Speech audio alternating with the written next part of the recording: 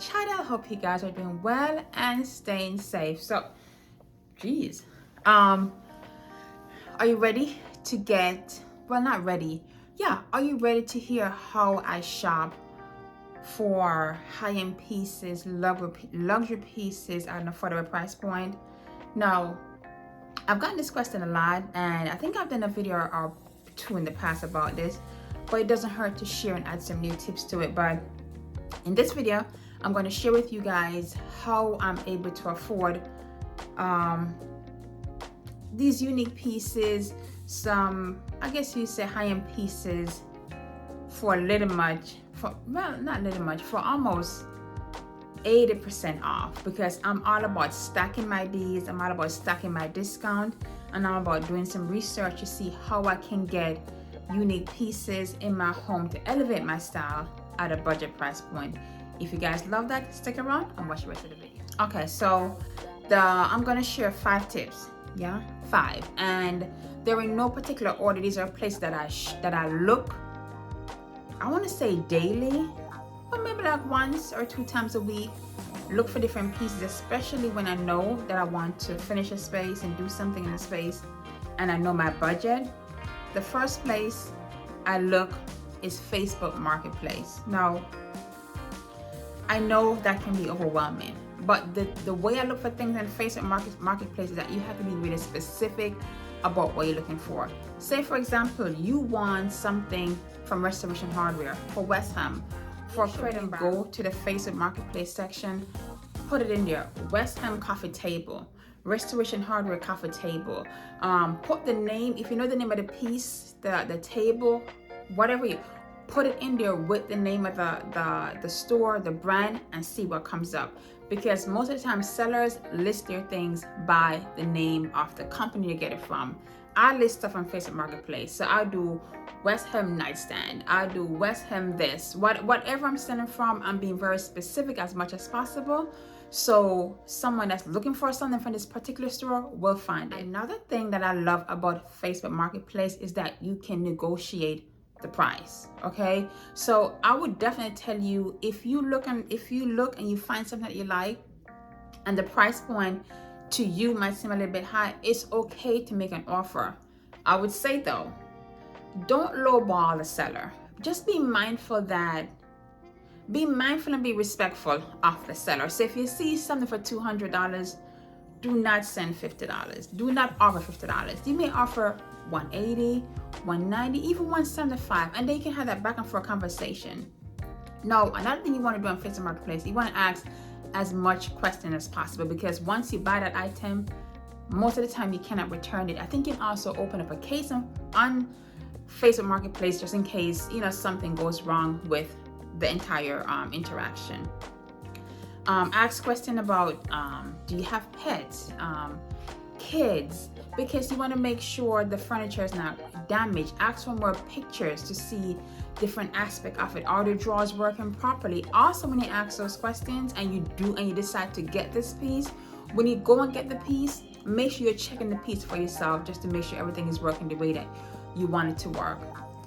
Last and final thing about shopping in Facebook Marketplace, be careful. Be very, very, very careful. Some people will share their address to do the transaction. Some people meet in public places. Regardless what you do, never let your guard down. Never let your guard down. Personally, I like to pay for my stuff from Facebook Marketplace using Zelle or Cash App. At least that transaction can be traced. If you do if you do choose to pay by cash, I would archive your conversation with that person, so just in case something goes wrong, you have that conversation to share with the team at Facebook if you decide to open a case against a seller or purchaser, whatever the case is. But it's definitely a great place to shop. It's definitely unlimited pieces, vintage pieces, modern pieces, and I just love to shop there. Not just shop, but I also sell on Facebook Marketplace. So great place to do. Next place, the thrift store. I mean, what can I say? It's the thrift store. It's again, endless places, very much budget friendly. In order to shop at a thrift store, I think you have to know what you're looking for. if you walk into the thrift store just to say, just a random day, I'm going to walk in the thrift store and don't know what you want, it will be chaotic. It will be confusing. You will be annoyed. You will get pissed off. Okay, you're going to walk up with nothing. But if you make a plan, go into the store, find a particular area, and start just looking for pieces that you're looking for, you'll be amazed. One thing I noticed now with the thrift store, if you check your major design houses, Studio McGee, Amber Interior, and others like that, if you look for their vessels, their pictures, you can more than likely find something similar at the thrift store at a way lower price point. I think right now part of the home decor trend is vintage pieces, vintage picture frame, vintage artwork, vintage vases. You can find pieces at the thrift store less than $10, just really budget friendly, and you can definitely upcycle it to be what you want it to look like. Change the color, change the finish, stuff like that.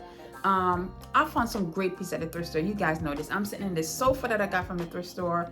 I have amazing books, vases, vessel, just this table I'm looking at right here. So many pieces I've gotten from the thrift store, and thanks to my husband with his DIY skills, we're able to refinish it, restain it, and make it our own. And that's what I love with the thrift store. You can customize each piece to fit your home in your own unique way, and I can guarantee you nobody else will have the same thing. And I think that's something that we have to strive for. As much as I love home decor and I love home decor trend, I don't want my house to look exactly like the next person's house next door. So you have to learn to bring in those things. And I know things are expensive right now, so shopping at these places give you more, you can stretch your money way.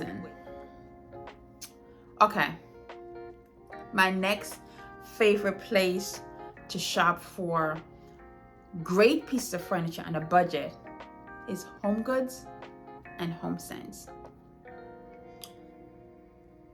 Let's just pause for a moment, okay? Listen, I know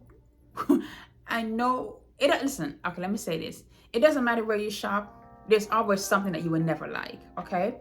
And at Home Goods and HomeSense, you do see a lot of things that you don't like, and you're like, why? But on the other hand, you can find amazing pieces from the store. Again, you gotta know what you're looking for. Home Goods and HomeSense, their buyers, they're very strategic when they buy things. You have to pay attention to that. I can walk into a HomeSense in a more affluent neighborhood, and I can see pieces from Fendi furniture collection. I can see Ralph Lauren pieces, and the way those stores categorize it, I think they have a different label. It has a purple label, and I think they're called like Home Goods Exclusive, something like that. The same way TJ Maxx has that luxury section that also have a purple tag, is the same way with the furniture pieces. Now, outside of the luxury part of Home Goods and HomeSense, you can find really good furniture pieces, even from brands like what we know, Tahari, Bernhard, Haverty. You see those pieces in Home Goods. What happens is that I think the buyers go to the warehouse of these larger stores, and these pieces probably were for models, for samples that the store no longer need, or they're gonna discontinue, and then Home Goods gets it at a discount, and then we also reap the benefit of that lower price point. I think that's why sometimes also when you do go into Home Goods, you may see pieces with slight imperfection. With those imperfections, of course, we get the benefit, because sometimes it's something simple as the knob is gone, a little crack here or something like that. And for me, that's awesome, because I would take that thing, as JB said, babe, it gives it character. So I would take that, I'm making my own, leave the crack on it, change the knob out, have Alex refinish it, and all those different things. What we have to do, I think what we have to do is to know the stores that you're shopping at. Know what to expect from the stores that you're shopping at. You can't go to Home Goods and want to have an experience like going to Restoration Hardware Gallery. It's not the same. It's just not the same. So you have to know what you want, how much you want to spend, and then you kind of just, follow it through. Not to say you don't deserve to have great customer service at these stores, but it's not going to be the entire same vibe. It's not going to be the same customer service. So I find a deal where I find a deal, okay? And when I want a great experience, I will venture off to these stores and get the experience that I need. But most time when I'm shopping, if I decide to buy something from Restoration Hardware, I'm going to the gallery just to look and see what it looks like and touch it, and then start sourcing it from the outlets, from wherever. I just give another tip. I'm not ready to go into that yet. The next place I like to shop for quality piece of furniture on my budget are the outlets. As I mentioned before, I would drive to an outlet. You hear me? I will make that a road trip. I'll be like, JB, let's rent a U-Haul, let's pack it up, let's go. You know, because I love a good deal. I do. Yeah, my name is Nattie and I love a good deal. Now, at the outlets, it can be stressful too. I think that I think no matter where we shop, it can be stressful. But why I love the outlet, I'm the kind of person where when I buy something, I want to take it home with me. I hate to wait and things. I have no patience. I have none at all. So the outlet affords me the ability to see it, buy it, take it home and start working. Another thing with outlets, the things are marked down. I can argue, or I've heard people argue the fact that the outlet price is no different than you get at the regular store, but I think it's marked down somewhat. Can it be marked down more? Yeah, it could. But you take your savings where you can take your savings. At the outlet, you tend to see discontinued pieces. You tend to see pieces that from sample sale, from floor samples. You know, when you go, I've been to, in the DMV area here, I go to the Restoration Hardware outlet, I go to the Crate and Barrel outlet. Those are the two outlets we go to that's close to us, and those are maybe like an hour drive. And when I do go there, I do tend to see a major markdown. The table I have in my entryway, I think it's called the Salvina table from Crate and Barrel. We got it for $600, and regular price online is $1,200. So you never know what you're gonna find, and that's what I'm saying. Make a trip. You can't just run into the outlet. You gotta walk through. You gotta touch and stuff like that. Keep in mind though, most outlets will not let you return the items. So just make sure that it fits your space. You measure it. Worst case scenario, if you buy it and you can't, it doesn't work, resell it on Facebook Marketplace. This last one is gonna be a combination of different things, right? Regardless of where you shop, make sure you check out their sales section, their clearance section. The Restoration Hardware, they have a membership program. I think it's $100 for the year. That gives you, I believe it's 20% off your purchase from the gallery, not from the outlet. Also at Williams-Sonoma, Pottery Barn, Crate and Barrel, they do offer discount, military discount. They offer, if you have a business, they do offer you I don't remember what it's called, but it's also an additional discount. I think that is like 20% off. So don't be afraid to ask at your stores about their discount program, about their membership program. You okay, babe? Okay. It's free.